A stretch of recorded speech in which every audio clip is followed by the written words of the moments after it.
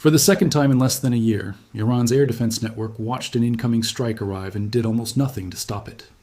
Air raid sirens sounded across Tehran and multiple Iranian cities.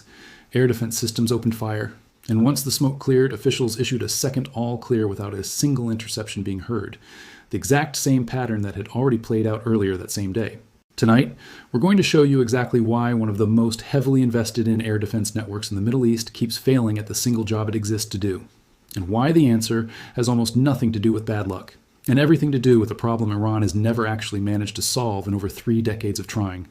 You would think, after billions of dollars, multiple foreign weapons contracts, and an entire domestic defense industry built specifically around this problem, that Iran would have found some way to reliably stop an incoming airstrike by now. Instead, defense analysts studying this exact question have reached an almost uncomfortable conclusion. Iran faces formidable obstacles in rebuilding a credible air defense network, something it has failed to achieve for more than 3 decades, going all the way back to the war with Iraq in the 1980s. This isn't a new problem this war exposed. It's an old chronic weakness this war has simply made impossible to hide any longer. Before we go further, you need to understand exactly what air defense failure actually looks like in practice, because it's rarely as simple as a missile just not working. When U.S.-Israeli strikes intensified into their 4th consecutive day earlier this year, defense analysts described what happened as the deeply rooted failure of Iran's integrated air defense network. From the very outset of that campaign, the United States and Israel almost immediately achieved full air superiority over Iranian skies, a status that allowed continued strikes against more than 2,000 separate targets inside the country, without Iran's defenses meaningfully degrading that access at any point. Let's walk through exactly how Iran's most capable air defense system, the Russian-made S-300, has been systematically dismantled, because its story explains almost everything about the pattern we keep seeing repeat. Iran received 4 batteries of the S-300PMU-2 from Russia back in 2016, a genuinely capable long-range system able to engage targets at up to 200 kilometers, the kind of system that, on paper, should have provided real protection for Iran's most important strategic sites.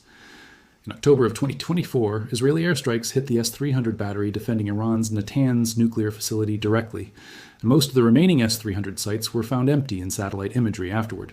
Then, in April of this year, Israel struck yet another S-300PMU-2 battery in a precision operation, footage of which the Israeli military released publicly, confirming the destruction of a system specifically built to defend the capital area. Twice now, in less than 18 months, Iran's most capable imported air defense system has been located, targeted, and destroyed, and each time, the system simply wasn't there to stop the strike that killed it. Now let's talk about why a country that spent decades trying to build its own alternative still can't close this gap. Iran's flagship domestic system, the Bavar-373, is genuinely sophisticated on paper. Tehran claims it uses Sayad-4B missiles capable of intercepting targets at a range of 300 kilometers and an altitude of 27 kilometers, figures Iranian officials have repeatedly claimed rival or exceed the Russian S-400. Iran's Air Defense Force commander has publicly stated the country's entire air defense network is now 100% homegrown, citing the Bavar-373 specifically as proof of that self-sufficiency. But claims made on state television and performance under actual combat conditions have turned out to be 2 very different things. Defense analysts examining the system's real-world track record describe it as capable against slower threats like drones, but struggling badly with integration and stealth detection. Precisely the 2 capabilities that matter most against the American and Israeli aircraft actually flying these missions. Let's look at exactly how quickly this specific weakness was exposed once real combat actually began, because the timeline itself tells you how deep this problem runs. In the very opening days of the broader campaign against Iran, American and Israeli forces conducted sustained operations that destroyed Revolutionary Guard command and control facilities, missile and drone launch sites, and military airfields, in addition to Iranian air defense capabilities specifically. This wasn't a gradual, months-long degradation of Iran's defenses. Analysts studying the opening phase of the campaign describe air superiority being achieved almost immediately, within the first days of sustained strikes, a speed that suggests Iran's air defense network wasn't simply outmatched technologically, it was structurally unprepared for the specific combination of stealth penetration and electronic warfare being used against it, despite years of public statements insisting otherwise. Let's talk about exactly what those aircraft are doing to make Iran's defenses fail so consistently, because the tactics themselves are worth understanding. The U.S. Air Force operates the world's most advanced stealth fleet, including the B-2 Spirit and the newer B-21 Raider. aircraft specifically designed to suppress enemy radar systems and penetrate deep into hostile airspace largely undetected. Combined with F-35 fighters and dedicated electronic warfare aircraft like the EA-18G Growler, the strategy is straightforward and devastatingly effective. Blind Iran's defenses electronically before a single missile is even fired, so that by the time Iranian radar operators might otherwise detect an inbound threat, the systems meant to warn them have already been jammed, spoofed, or destroyed. Analysts studying this exact tactic have noted its similarity to how American Special Forces defeated Venezuela's own S-300VM variant just months earlier. The same fundamental electronic warfare playbook applied against two different countries running similar Russian-origin defense technology with similarly devastating results both times. Let's widen the lens and look at how this exact vulnerability extends beyond Iran's own borders, because the radar losses documented inside Iran are only half of a much larger regional pattern. Iran has, in turn, used its own missile and drone forces to strike American radar infrastructure across the wider region with genuine documented effectiveness. Satellite imagery and open-source analysis have confirmed the destruction of an American AN-TPY-2 radar, a critical THAAD component in Jordan, alongside damage to an AN-FPS-132 phased array radar in Qatar, and additional radar assets across the UAE, Bahrain, Kuwait, and Saudi Arabia. Analysts studying this counter-campaign describe the precision involved as a genuine wake-up call, evidence that Iran, whatever its struggles defending its own skies, has become considerably more capable at identifying and destroying the specific sensor infrastructure that modern layered air defense entirely depends on. That's an important, uncomfortable nuance sitting underneath this entire story. Iran's failures are concentrated specifically in defense, not in its broader capacity to locate and strike high-value targets when it's the one on offense. Let's talk about what this specific asymmetry, strong offense, weak defense, actually reveals about how Iran's military has evolved under decades of sanctions and limited access to advanced technology. Iran's defense industry has had to build almost everything domestically: drones, ballistic missiles, cruise missiles, precisely because international sanctions blocked easy access to foreign alternatives for so long. That forced self-reliance produced genuine offensive innovation, cheap, numerous, difficult to fully intercept drones and missiles that have proven capable of hitting American and allied targets with real precision. But building a credible layered air defense network requires something fundamentally different from building offensive weapons. It requires deeply integrated command, control, and sensor architecture, the kind of complex networked system that's far harder to develop indigenously and far more dependent on exactly the kind of advanced foreign technology, top-tier Russian or Chinese systems, integrated seamlessly rather than bolted together, that sanctions have made consistently difficult for Iran to fully access. Let's get into a detail almost nobody outside specialist defense circles has actually noticed, because it might be the single most revealing part of this entire story. When Israel struck a radar component at Iran's Natanz nuclear facility back in 2024, analysts studying the aftermath through satellite imagery found something unexpected. Iran appeared to have replaced the damaged radar within a single day. On the surface, that sounds like impressive resilience, but experts examining the imagery more closely raised a more unsettling possibility. Commercial satellite resolution was insufficient to determine whether Iran had actually restored full functionality, or whether it had simply swapped in a different non-operational radar component, specifically so it could publicly claim the system was repaired, without the system actually being able to do its job. If that's what happened, it wouldn't be the first time. Iran's own military leadership has a documented history of publicly claiming full readiness within hours of an attack, only for satellite evidence to tell a very different story underneath the surface. Let's put that exact pattern in front of you directly, because it happened again just this year.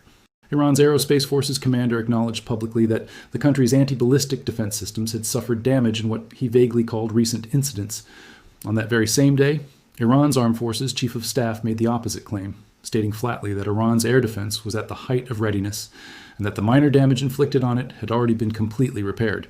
Two senior Iranian military officials addressing the exact same recent attack on the exact same day, giving the public two contradictory assessments of how badly their own air defense network had actually been hurt. That's not a communication slip. That's what it looks like when a military leadership is actively managing a story it doesn't fully control, torn between acknowledging real damage and reassuring a nervous population that the shield protecting them is still standing. Now, let's talk about the scale problem, because even a perfectly functioning individual battery can't solve what is fundamentally a geography and quantity problem. Iran's 4 S-300 batteries, even at full strength, were responsible for defending a country covering roughly 1.6 million square kilometers, an area larger than the combined territory of France, Germany, and Spain. 4 batteries cannot meaningfully cover a landmass that size.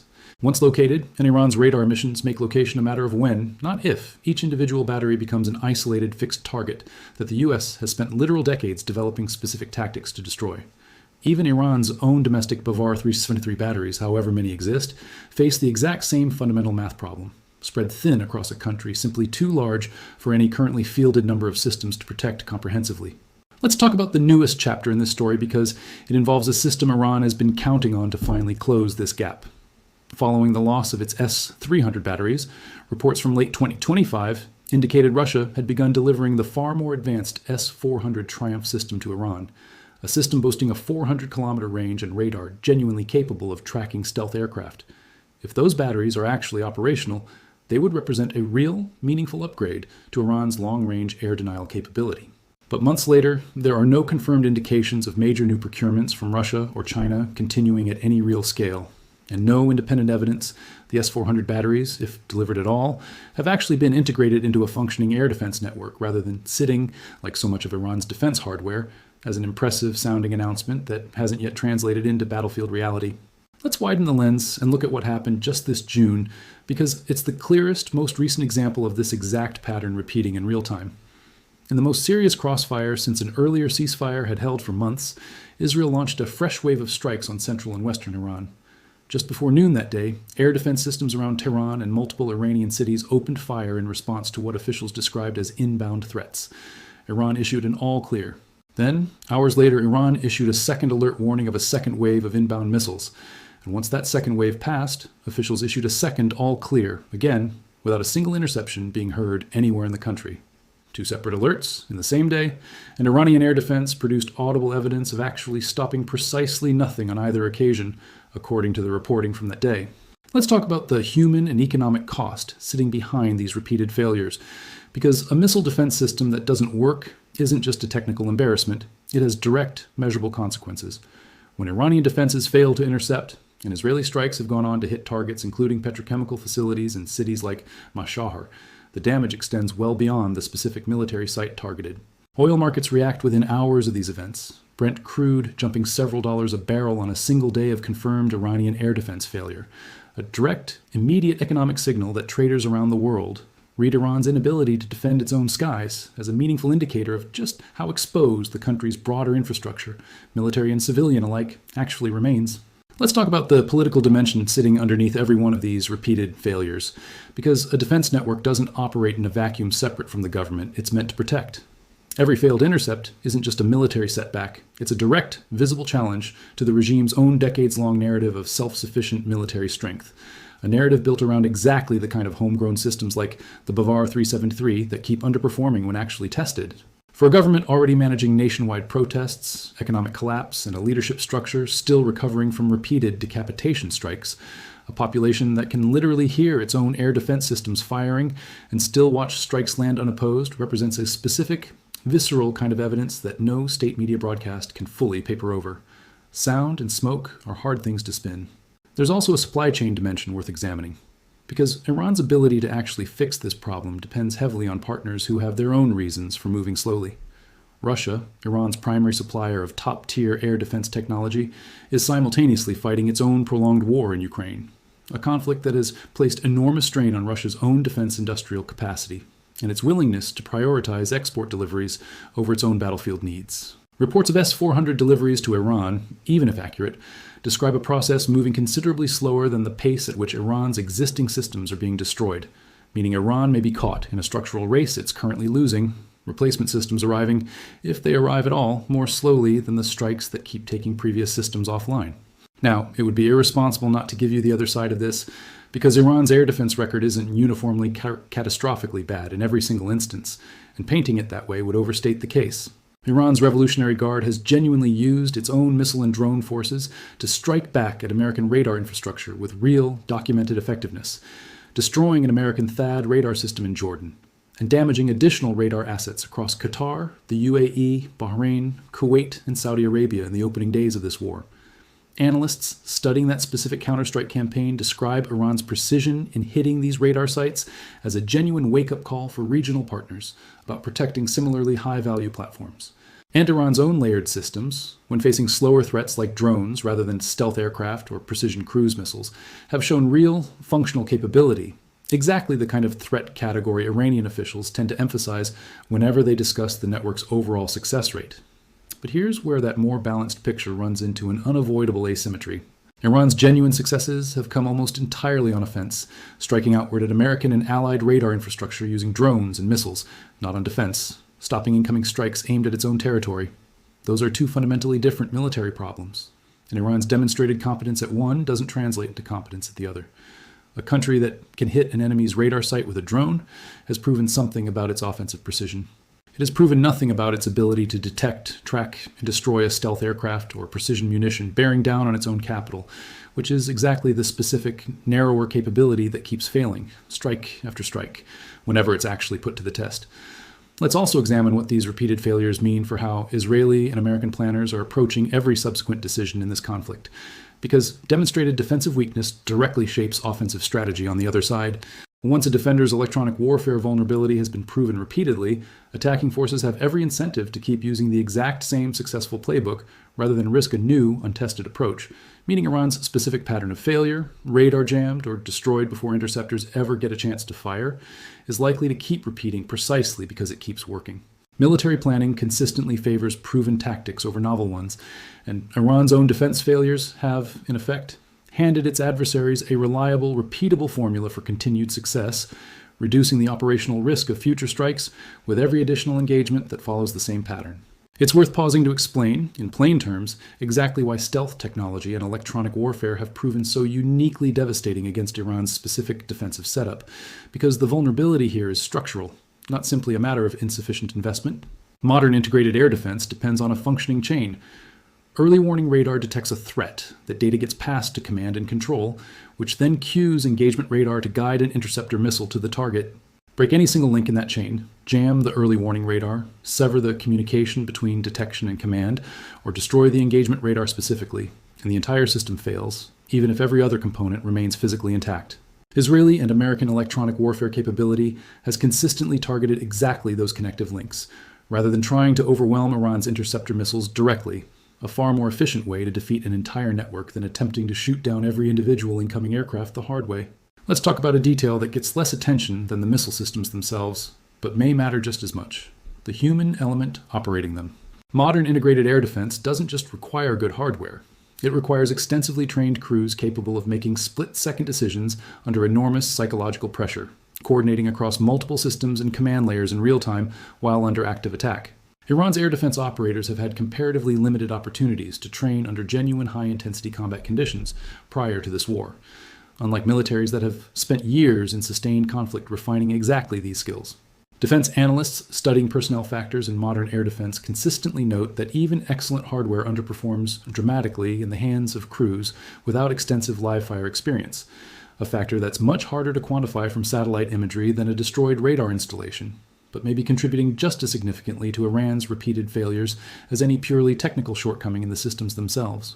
Let's talk about what Iran's own military doctrine reveals about how seriously the country's leadership actually takes this specific vulnerability, because their behavior speaks louder than their public statements. Commercial satellite imagery collected as U.S. strikes intensified earlier this year showed Iranian S-300 launchers being actively repositioned, a clear signal that Iran's commanders understood their fixed defensive positions had become liabilities the moment they'd been located, and that survival meant constant movement rather than static defense. That's a telling admission, even if never stated publicly. A military confident in its air defense network doesn't need to keep its most valuable systems in constant motion, specifically to avoid being found and destroyed. It's the behavior of a command structure that has internalized, even if it won't say so on state television, that standing still with these systems is now effectively a death sentence for whatever unit is operating them. Let's put some real numbers in front of you about just how strained this entire regional air defense picture has become. Because the pressure isn't only landing on Iran's side of this equation. Even American forces have felt the strain of sustained missile combat in this theater. Reports indicate the U.S. military has burned through nearly 4/5 of its THAAD interceptor inventory compared to pre-war levels, and roughly half its Patriot interceptor stockpile. Since this conflict began, a disclosure senior commanders reportedly described using the phrase dangerously low, If the world's most sophisticated, best-funded air defense infrastructure is running this short on interceptors after months of sustained combat, it puts Iran's far more fragile, far less integrated network into even starker context. This isn't simply a story about one country's defenses failing.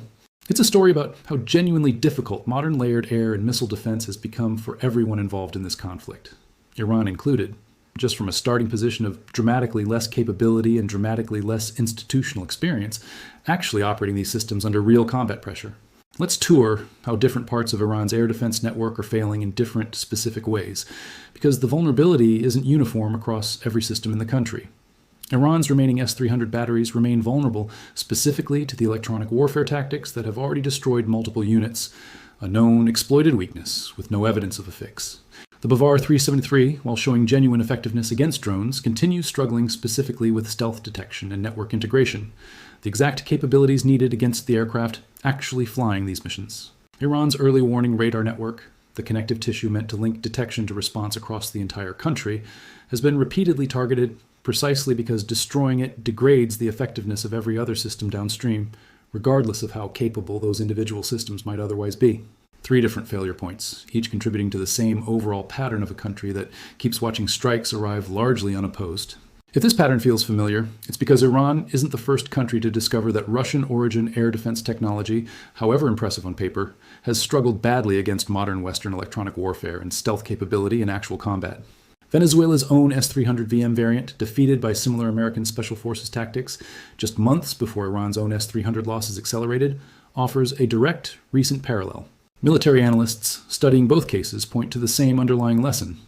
Air defense systems designed primarily to counter older generation threats, however well built for that original purpose, have consistently underperformed against the specific combination of stealth aircraft, precision electronic warfare, and coordinated multi-domain strikes that define how the most capable modern militaries actually fight, a gap that no amount of confident public statements from Defense Ministry press conferences has managed to close. There's also a broader lesson here for how the rest of the world is watching Iran's specific experience unfold, because air defense procurement decisions in other countries are increasingly being shaped by exactly what's happened here.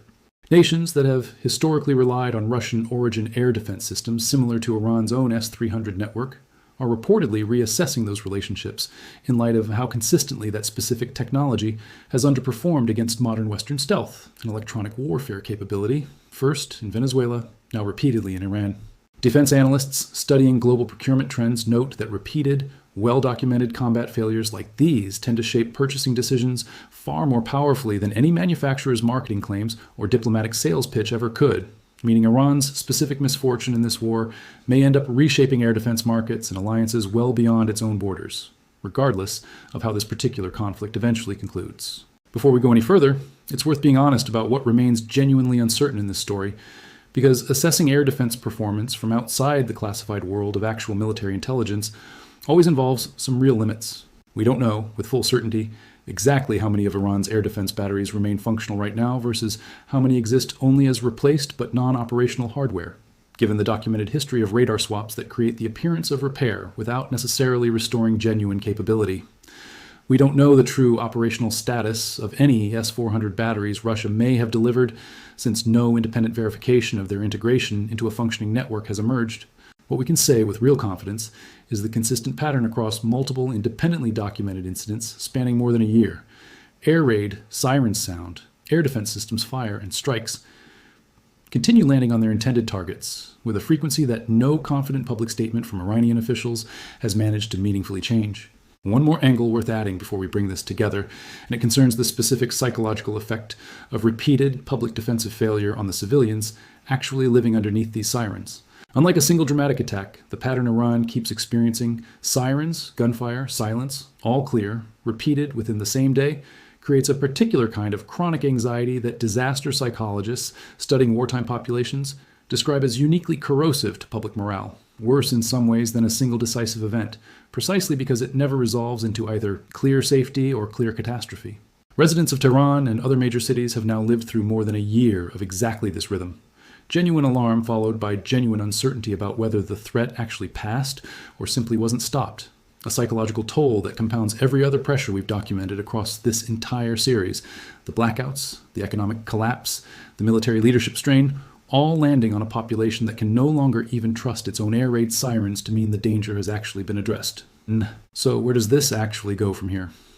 If the current ceasefire framework holds and the technical negotiations tied to it succeed, Iran's air defense failures may eventually fade into a footnote of this war, remembered as a chronic weakness that never quite got tested to its absolute breaking point before diplomacy intervened. That's the outcome every side continues publicly hoping for. But if this specific pattern continues, sirens sounding, systems firing, strikes still landing, unabated by whatever combination of S-400 deliveries, Bavar-373 upgrades, or reintegrated Chinese and Russian support Iran manages to piece together, the strategic calculation for both Israel and the United States becomes simpler with every additional failed intercept, not more complicated. A defensive network that keeps failing this consistently, this publicly, stops functioning as a deterrent altogether and starts functioning instead as an open invitation for exactly the kind of continued, expanded strikes that have already defined most of this war's most consequential chapters. If you want to track where this specific vulnerability actually heads next, there are a handful of concrete signals worth watching, rather than reacting to the next dramatic headline alone. Watch whether any credible, independent confirmation ever emerges of functioning, integrated S-400 batteries actually operating inside Iran, since that would represent the first genuine technological upgrade capable of meaningfully closing this gap, rather than simply another announced capability that never quite translates into battlefield performance. Watch whether Iran's own officials continue offering contradictory damage assessments after future strikes, since that specific pattern, one commander admitting damage while another simultaneously claims full readiness, has already proven to be one of the more reliable signals that a real capability gap is being actively managed rather than genuinely closed. And watch the interception numbers themselves, whether Iran's air defense forces ever produce a confirmed, independently verified, successful intercept against a stealth aircraft or precision munitions specifically, since that single data point, so far absent from over a year of documented engagements, would represent the clearest possible evidence that something fundamental has actually changed. One final detail worth sitting with before we close. Everything you've just heard, the S-300 losses, the radar swap suspicions, the contradictory official statements, the electronic warfare tactics defeating Iran's defenses again and again, was already documented, piece by piece, across defense trade publications, satellite imagery analysis, and official statements from officials on both sides of this conflict. None of it required a classified leak. It simply required tracking the same pattern across more than a year and multiple separate incidents, rather than treating each new failed intercept as an isolated news story disconnected from everything that came before it. Let's go back to where we started. Sirens sounding across Tehran and multiple Iranian cities, air defense systems opening fire, and once again, silence where interceptions should have been heard. We told you this wasn't bad luck, and everything we've walked through tonight explains exactly why. Iran has spent more than 3 decades and billions of dollars trying to solve a problem it has never actually solved. A problem that predates this war, predates the S-300 losses, predates even the Bavar-373's development. A structural gap between what Iranian officials claim on state television and what satellite imagery, independent analysts, and repeated real-world engagements keep confirming underneath the surface. And history, from Venezuela's own defeated S-300 variant to Iran's own repeated documented radar losses, has shown the same lesson again and again. A shield that keeps failing in public isn't just a technical embarrassment anymore. Eventually, it stops being read as a defense at all and starts being read by everyone watching closely enough as an open door. There's one last thought worth leaving you with. A shield only matters if it actually stops something. Iran has spent decades and enormous sums building, buying, and publicly defending a network meant to do exactly that. And across more than a year of real, documented combat, the honest, verifiable record shows a shield that keeps failing at the one job it exists to perform. Whatever comes next in this war, negotiated settlement, renewed strikes, or some uneasy continuation of the current standoff, that specific chronic weakness isn't going away on its own, and every side involved in this conflict already knows it. Thank you for watching. If this analysis helped you understand what's really behind Iran's repeated air defense failures, make sure to like this video and drop a comment so more people understand exactly what's at stake the next time those sirens sound. We'll be watching this story closely, and we'll bring you the truth the moment anything changes.